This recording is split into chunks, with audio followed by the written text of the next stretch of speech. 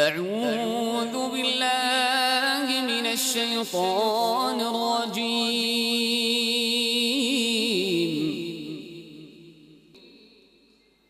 بسم الله الرحمن الرحيم. الحمد لله الذي أنزل على عبده الكتاب ولم يجعل له عوجا قيما لينذر بأسا شديدا من لدنه ويبشر المؤمنين الذين يعملون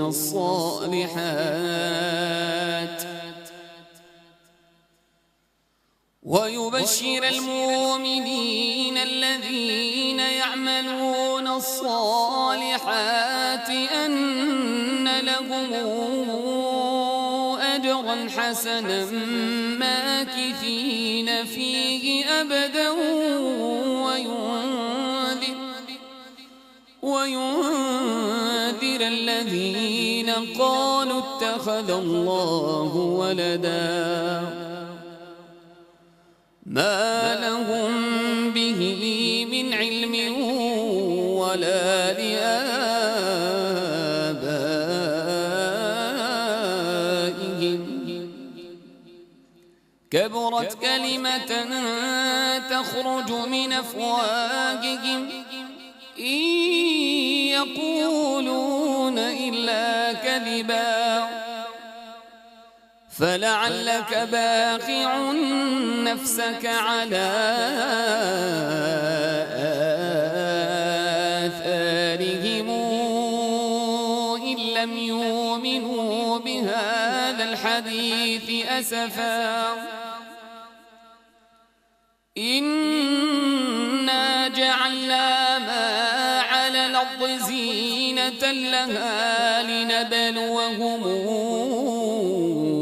أيهم أحسن عملا وإنا لجاعلون ما عليها صعيدا جرزا أم حسبت أن أصحاب الكهف والرقيم كانوا من آياتنا عجبا إذا والفتية إلى الكهف فقالوا ربنا آتنا من لدنك رحمة وهيئ لنا من أمرنا رشدا فضربنا على آذانهم في الكهف سنين عددا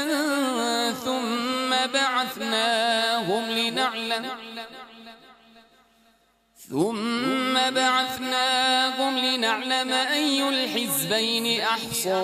لما لبثوا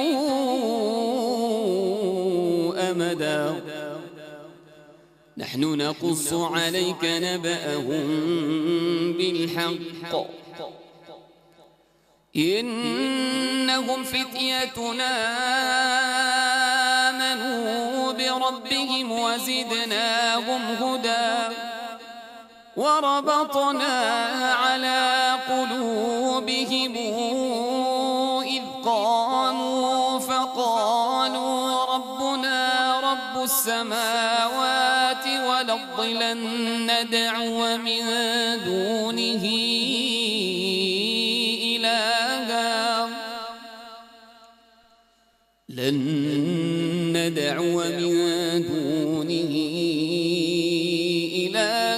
لقد قلنا إذا شططا هؤلاء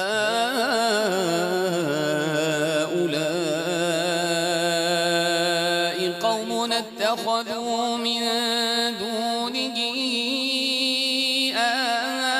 آلهة لولا ياتون عليهم بسلطان بين فمن أظلم ممن افترى على الله كذبا وإذ اعتزلتموهم وما يعبدون إلا الله فأووا إلى الكهف ينشر لكم ربكم من رحمته ويهيئ لكم من أمركم مرفقا وترى الشمس إذا طلعت تزاور عن كهفهم ذات اليمين وإذا غربت تقرضهم ذات الشمال وهم في فجوة منه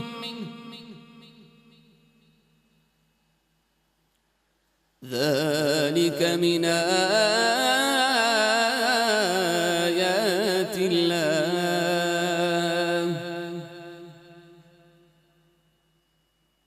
من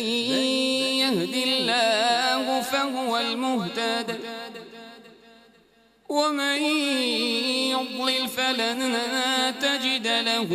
وليا مرشدا وتحسبهم أيقاظا وهم رقود ونقلبهم ذات اليمين وذات الشمال وكلبهم باسط ذراعيه بالوصيد لو اطلعت عليهم لوليت منهم فرارا ولملئت منهم رعبا وكذلك بعثناهم ليتساءلوا بينهم قال قائل منهم كم لبثتم قالوا لبثنا يوما أو بعض يوم قالوا ربكم أعلم بما لبثتم فابعثوا أحدكم بورقكم هذه إلى المدينة فلينظر أيها أزكى طعاما فلياتكم برزق منه وليتلطف ولا يشعرن بكم أحدا إنهم إن يظهروا عليكم يرجموكم أو يعيدوكم في ملتهم ولن تفلحوا إذا أبدا وكذلك أعثرنا عليهم ليعلموا أن وعد الله حق وأن الساعة لا ريب فيها إذ يتنازعون بينهم أمرهم فقالوا ابنوا عليهم بنيانا ربهم أعلم بهم قال الذين غلبوا على أمرهم لنتخذن عليهم مسجدا سيقولون ثلاثة رابعهم كلبهم ويقولون خمسة سادسهم كلبهم رجما بالغيب ويقولون سبعة وثامنهم كلبهم قل ربي أعلم بعدتهم ما يعلمهم إلا قليل فلا تمار فيهم إلا مراء ظاهرا ولا تستفت فيهم منهم أحدا ولا تقولن لشيء إني فاعل ذلك غدا إلا أن يشاء الله واذكر ربك إذا نسيت وقل عسى أن يهديني ربي لأقرب من هذا رشدا ولبثوا في كهفهم 300 سنين وازدادوا 9 قل الله أعلم بما لبثوا له غيب السماوات والأرض أبصر به وأسمع ما لهم من دونه من ولي ولا يشرك في حكمه أحدا واتل ما أوحي إليك من كتاب ربك لا مبدل لكلماته ولن تجد من دونه ملتحدا واصبر نفسك مع الذين يدعون ربهم بالغداة والعشي يريدون وجهه ولا تعد عيناك عنهم تريد زينة الحياة الدنيا ولا تطع من أغفلنا قلبه عن ذكرنا واتبع هواه وكان أمره فرطا وقل الحق من ربكم فمن شاء فليؤمن ومن شاء فليكفر إنا أعتدنا للظالمين نارا أحاط بهم سرادقها وإن يستغيثوا يغاثوا بماء كالمهل يشوي الوجوه بئس الشراب وساءت مرتفقا إن الذين آمنوا وعملوا الصالحات إنا لا نضيع أجر من أحسن عملا أولئك لهم جنات عدن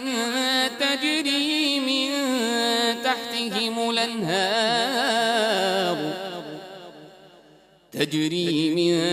تحتهم الأنهار يحلون فيها من أساور من ذهب ويلبسون ثيابا خضرا من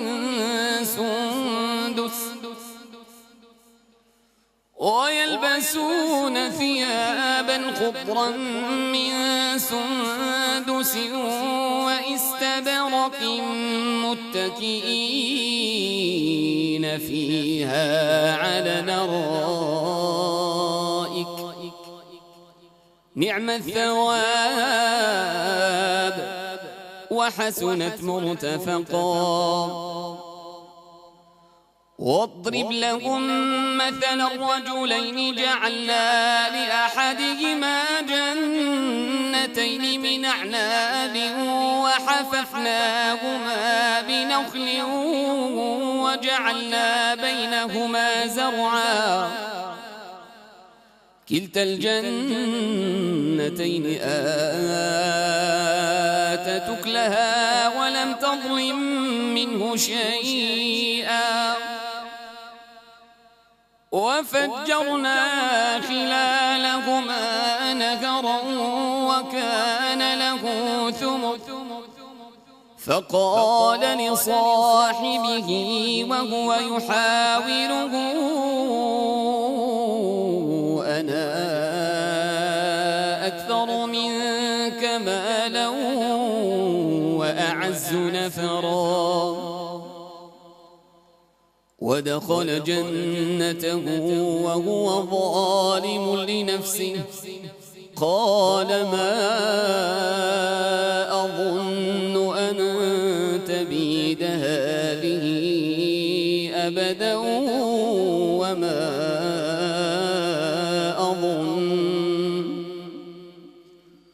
وما أظن الساعة قائمة ولئن رددت إلى ربي لأجدن خيرا منهما منقلبا قال له صاحبه وهو يحاوره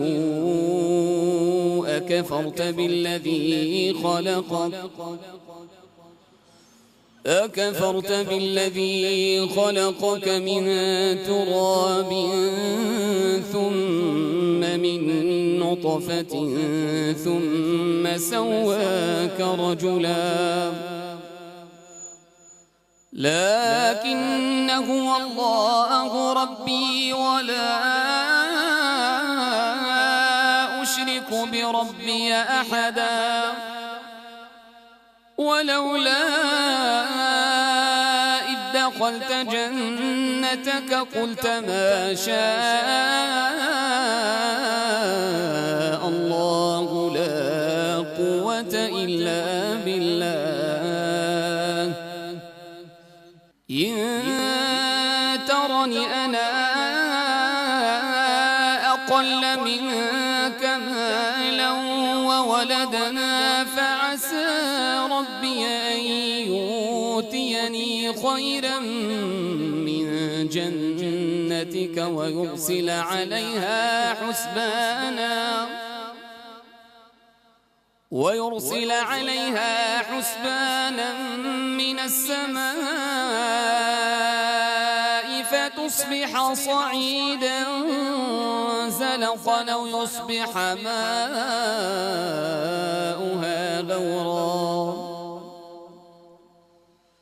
أو يصبح ماؤها غورا فلن تستطيع له طلبا وأحيط بثمره فأصبح يقلب كفيه على ما أنفق فيها وهي خاوية على عروشها ويقول يا ليتني لمشرك بربي أحدا ولم تكن له فئة ينصرونه من دون الله وما كان منتصرا هنالك الولاية لله الحق هو خير ثوابا وخير عقبا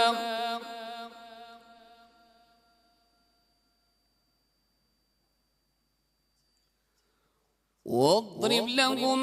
مثل الحياة الدنيا كماء إن أنزلناه من السماء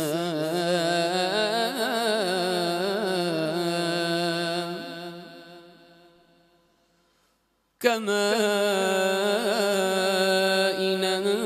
أنزلناه من السماء فاختلط به نبات الأرض فأصبح هشيما تذروه الرياح وكان الله على كل شيء مقتدرا. المال والبنون زينة الحياة الدنيا والباقيات الصالحات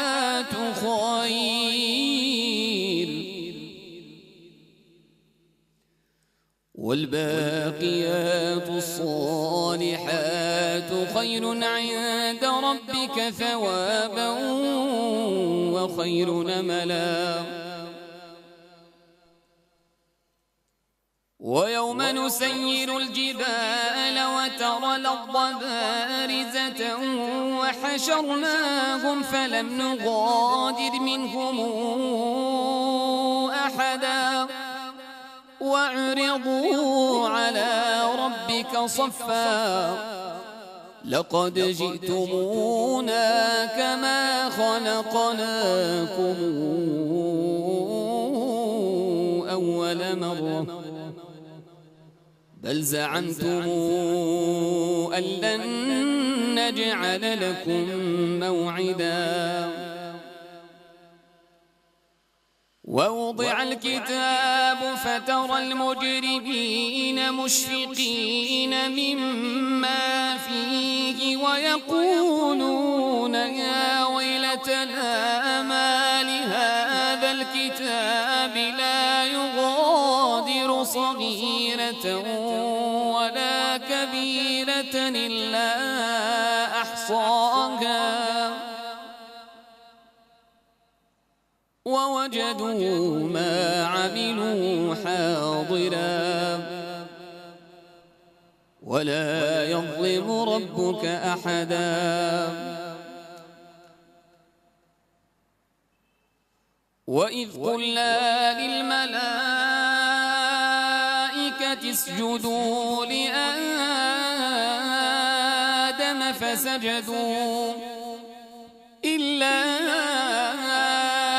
إبليس كان من الجن ففسق عن أمر ربه أفتتخذونه وذريته أولياء من دوني وهم لكم عدو بئس للظالمين بدلا.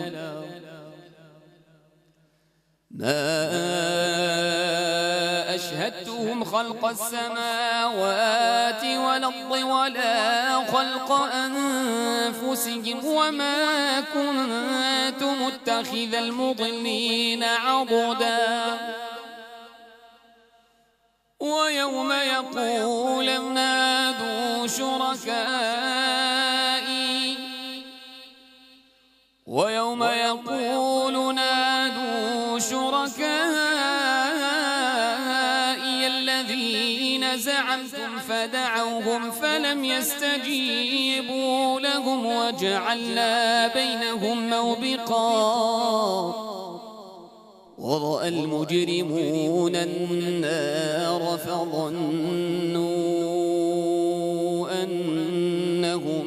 مواقعوها ولم يجدوا عنها مصرفا. ولقد صرفنا في هذا القرآن للناس من كل مثل وكان الإنسان أكثر شيء جدلا. وما منع الناس أن يؤمنوا إذ جاءهم الهدى ويستغفروا ربهم إلا أن تأتيهم سنة الأولين أو يأتيهم العذاب قبلا وما نرسل المرسلين إلا مبشرين ومنذرين ويجادل الذين كفروا بالباطل ليدحضوا به الحق واتخذوا آياتي وما أنذروا هزؤا ومن أظلم ممن ذكر بآيات ربه فأعرض عنها ونسي ما قدمت يداه إنا جعلنا على قلوبهم أكنة أن يفقهوه وفي آذانهم وقرا وإن تدعهم إلى الهدى فلن يهتدوا إذا أبدا وربك الغفور ذو الرحمة لو يواخذهم بما كسبوا لعجل لهم العذاب بل لهم موعد لن يجدوا من دونه موئلا وتلك القرى أهلكناهم لما ظلموا وجعلنا لمهلكهم موعدا وإذ قال موسى لفتاه لا أبرح حتى أبلغ مجمع البحرين أو أمضي حقبا فلما بلغا مجمع بينهما نسيا حوتهما فاتخذ سبيله في البحر سربا فلما جاوزا قال لفتاه آتنا غداءنا لقد لقينا من سفرنا هذا نصبا قال أرأيت إذا وينا إلى الصخرة فإني نسيت الحوت وما أنسانيه إلا الشيطان أن أذكره واتخذ سبيله في البحر عجبا قال ذلك ما كنا نبغ فارتدا على آثارهما قصصا فوجدا عبدا من عبادنا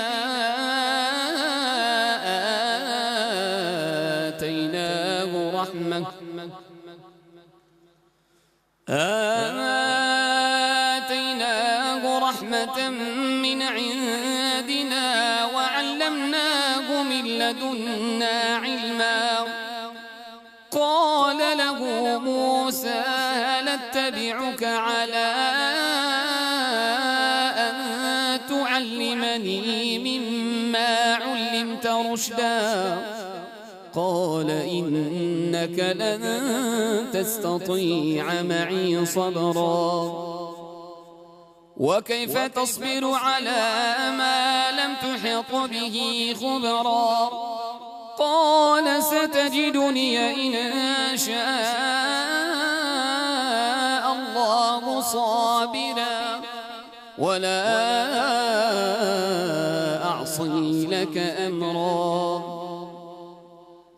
قال فإن اتبعتني فلا تسألني عن شيء حتى أحدث لك منه ذكرا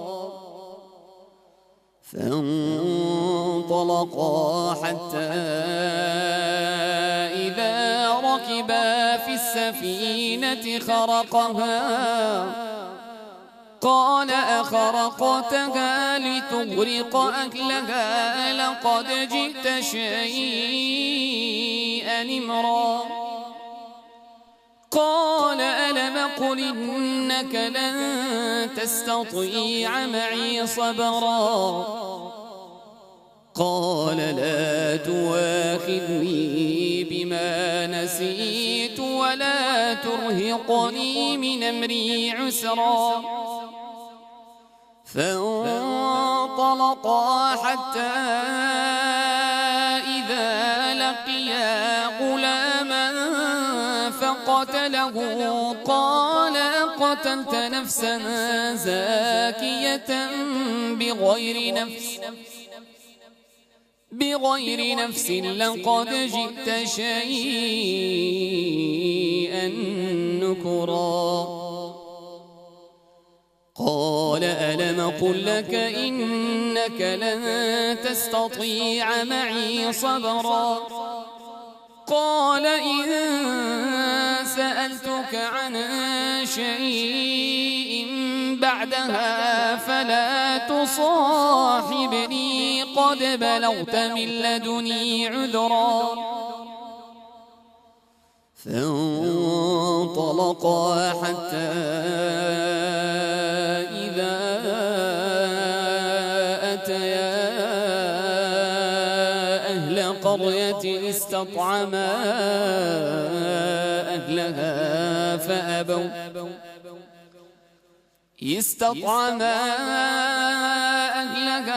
فأبوا أن يضيفوهما فوجدا فيها جدارا يريد أن ينقض فأقامه قال لو شئت لاتخذت عليه أجرا قال هذا فراق بيني وبينك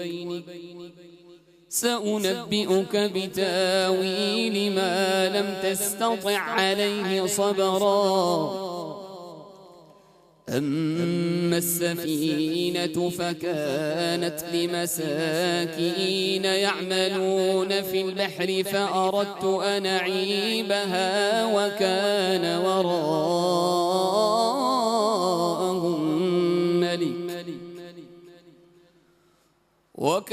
وراءهم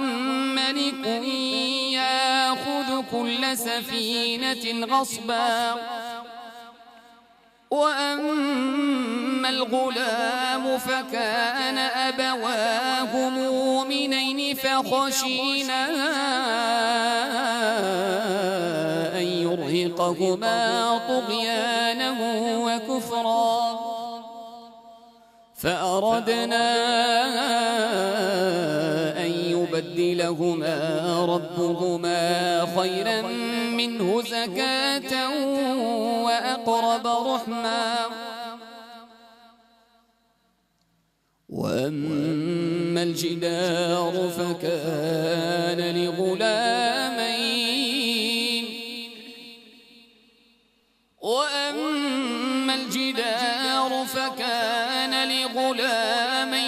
يتيمين في المدينة وكان تحته كنز وكان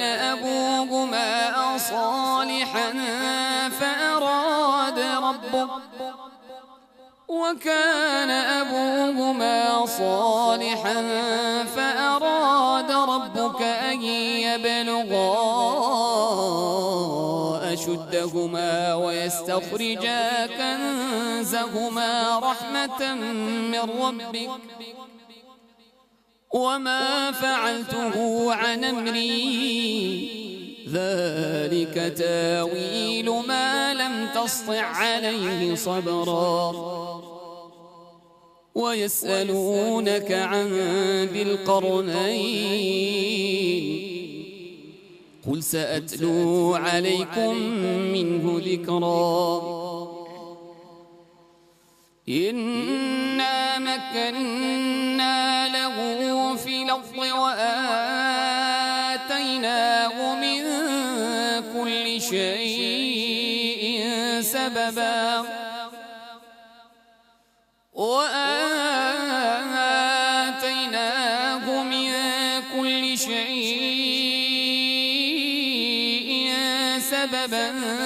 فاتبع سببا حتى إذا بلغ مغرب الشمس وجدها تغرب في عين حمئة ووجد عندها قوما قلنا يا ذا القرنين إما أن تعذب وإما تتخذ فيهم حسنا قال أما من ظلم فسوف نعذبه ثم يرد إلى ربه فيعذبه عذابا نكرا وأما من آمن وعمل صالحا فله جزاء الحسنى وسنقول له من أمرنا يسرا ثم اتبع سببا حتى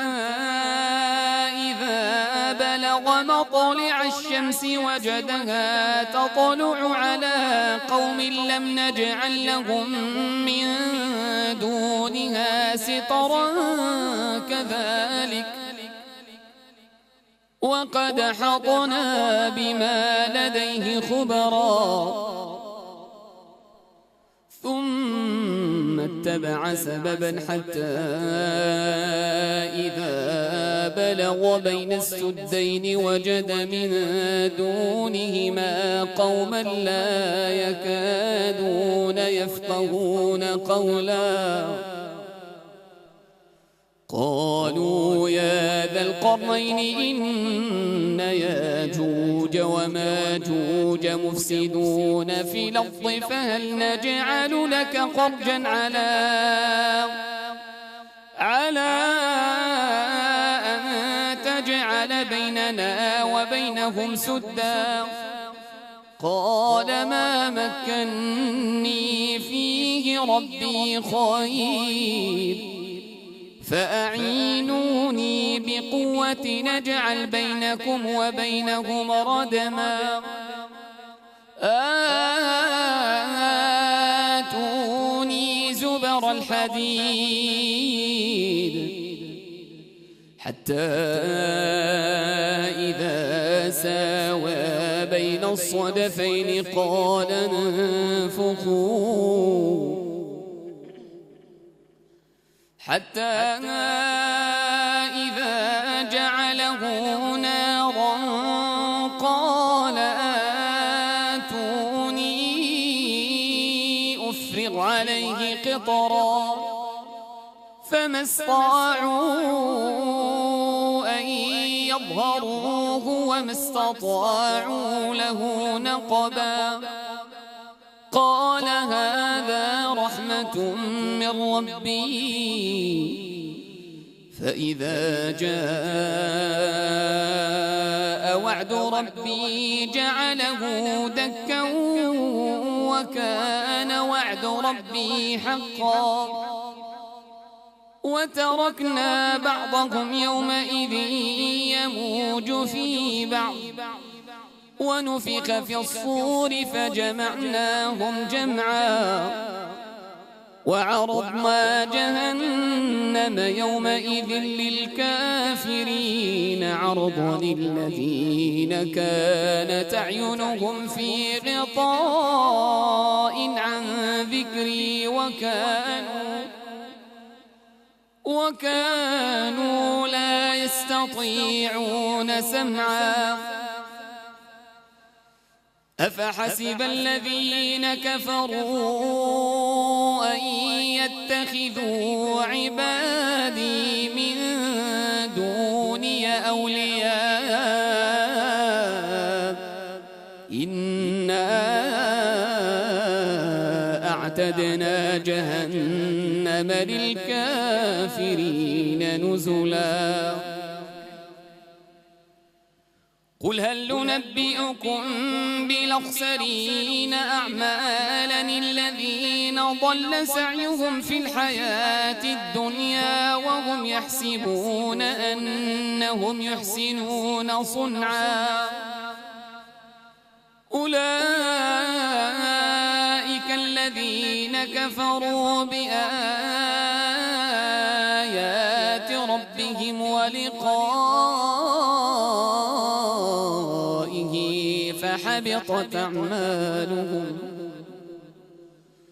فحبطت أعمالهم فلا نقيم لهم يوم القيامة وزنا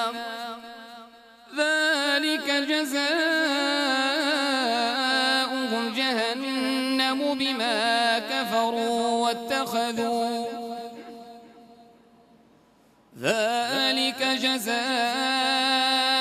جهنم بما كفروا واتخذوا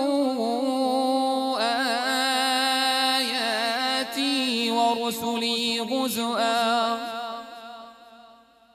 إن الذين آمنوا وعملوا الصالحات كانت لهم جنات الفردوس نزلا خالدين فيها لا يبغون عنها حولا إن الذين آمنوا وعملوا الصالحات كانت لهم جنات الفردوس نزلا خالدين فيها لا يبغون عنها حولا قل لو كان البحر مدادا لكلمات ربي لنفد البحر قبل أن تنفد كلمات ربي ولو جئنا بمثله مددا قل إنما أنا بشر مثلكم يوحى إلي أنما إلهكم إله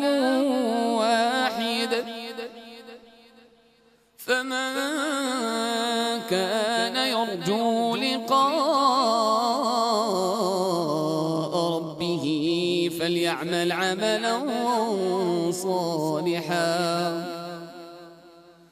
فليعمل عملا